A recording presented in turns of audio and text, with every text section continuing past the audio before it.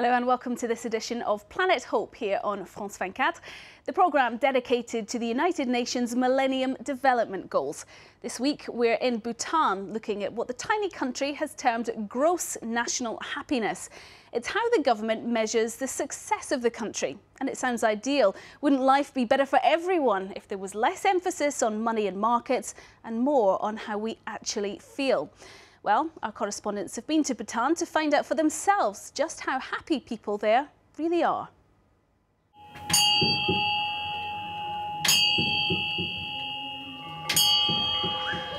Each day in Bhutan's schools, children gather for the daily ritual of morning assembly. Oh, that was bad. 1, 2, 3.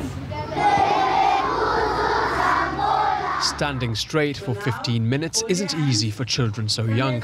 But all Bhutanese citizens, no matter how small, are required to express their joy of living in the country, the so-called Kingdom of the Thunder Dragon.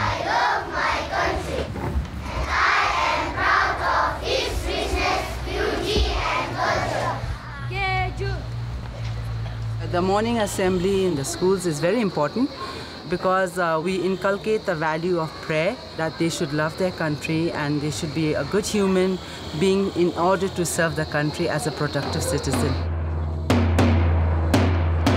Traditions and values are what count in Bhutan. Wedged between two giants, India and China, this tiny kingdom fears losing its identity. So it's invented its own development model, Gross National Happiness, or GNH. Here, it's less about wealth than the well-being of the people. It's a uniquely Bhutanese concept. Just a few weeks ago, hundreds of foreigners came to this isolated kingdom to join locals for a very special occasion, the royal wedding. Journalists, diplomats, politicians, all eager to meet King Jigme Wangchuk, son of the father of gross national happiness. An Oxford graduate, Wangchuk's both open and modern. A loving kiss, unusual in this deeply traditional but very young democracy.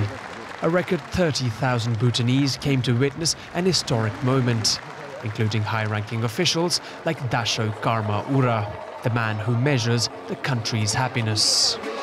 GNS, simply in terms of positive emotion and good mood, must be at a climax this year, at this moment.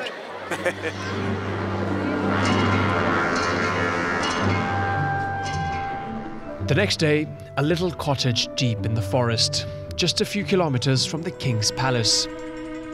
It is here that Dasho Karma Ura does his daily exercises, bringing him a little closer each time to happiness. This is a happy dance, this one. Just happy. Offering.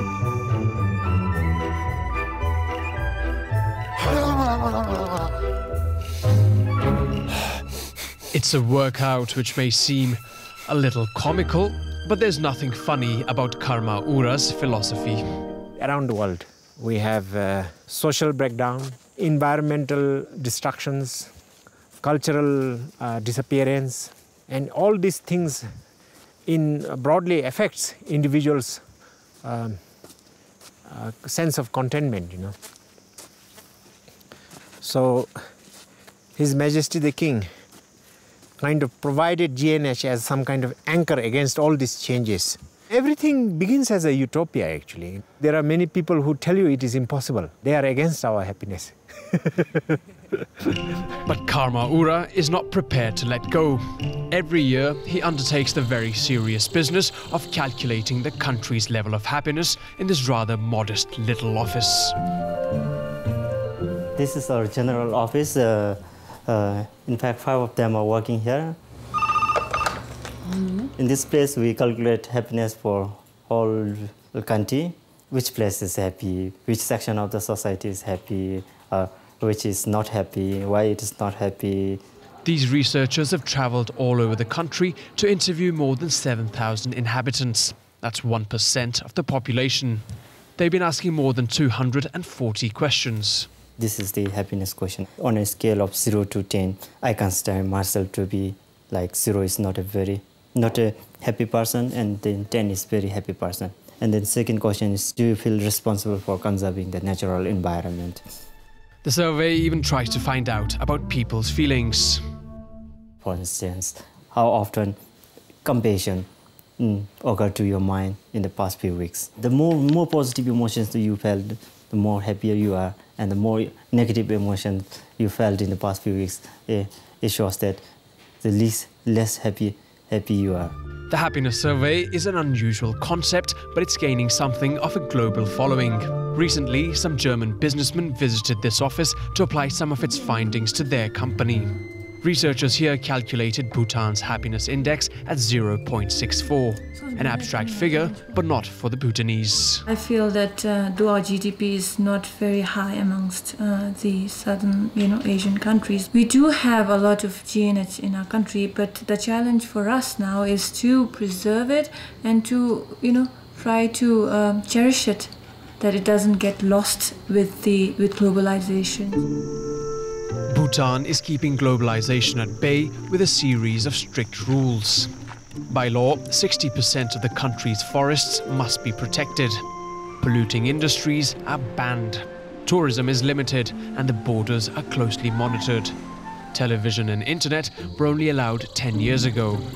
The kingdom is trying to keep external forces away, but at what price? A quarter of the population are below the poverty line, most in the countryside where the majority of Bhutanese live. Here, people have farmed for generations. Even at 78 years old, Chencho still works the fields. It's not easy work. My hands and my back are aching. We have to work very hard. Sometimes even until midnight. We don't sleep much.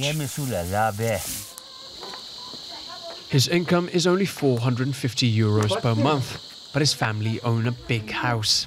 8 rooms, including this carefully decorated shrine, a source of pride for Chencho's son-in-law. For us, it's a sacred place. It's very important. We always keep it clean. It's here that we pray and give offerings to Buddha. Bhutan's a Buddhist nation, a religion well suited to its policy of happiness. The Bhutanese have learned to be content with little. No one ever questions the system. Their love for their king is far too strong. All our wishes are fulfilled thanks to our beloved king. Me, I even have a tractor to work in the field. We're very happy in the wonderful kingdom of Bhutan. The fine balance of Bhutanese society is changing. An increasing number of people are leaving the countryside for the capital, which is growing fast. Around the city centre, huge neighbourhoods are springing up. Modernity is coming to Thimphu, and for the young, that's good news. I want to drive a Prado. Why not car though? I ain't a scarecrow. Why the girls go? Kinley is 22 years old. He's one of the first rappers in Bhutan. In his room, he writes about religion, youth, their problems and desires. His generation has grown up with television and the internet, and they're more connected to the rest of the world. No one understand. 10 to 11 years ago, we were quite slow. For example, if in the US an Eminem song was popular, in Bhutan only 2 years later the song would be popular. But now, if a song was popular in the US, 2-3 days later it'd be popular here. The young may have new ideas, but they still have to live by Bhutan's strict rules. No smoking in the streets or any public place. Traditional clothes in all public buildings. Just hard to do, to make the back part. Yeah. In the evening, Kinley goes out to meet his friends in Thimphu. Bars and nightclubs are mushrooming with the country's development. The capital even inaugurated its first mall 2 months ago. Something of a revolution here.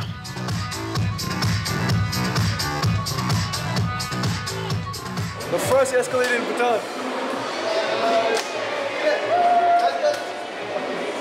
Yeah, us Bhutanese are proud of this. When the mall was first launched, there were so many people excited about the escalator because many of the Bhutanese, they haven't seen exactly how it works. Everybody was on the escalator. The next day, it all got jammed up. In the basement, another attraction, Mojo Park, the hippest new music venue in town.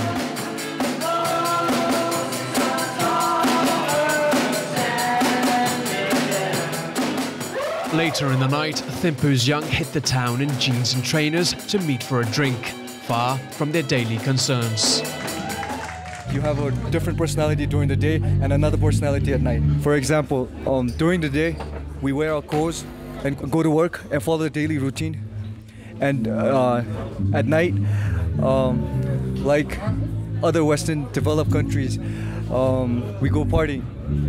Some people go drinking, some people just, have fun. Modern, trendy, and looking beyond home. Bhutan's new generation want to be like young people anywhere else. But the questions remain of just how far they'll be prepared to tip their country's culture in a new direction, and what the cost of that transformation will be.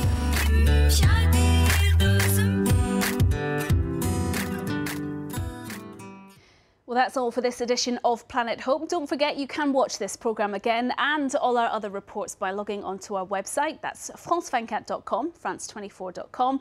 We'll be back soon with another edition. Until then, thanks for watching. Goodbye.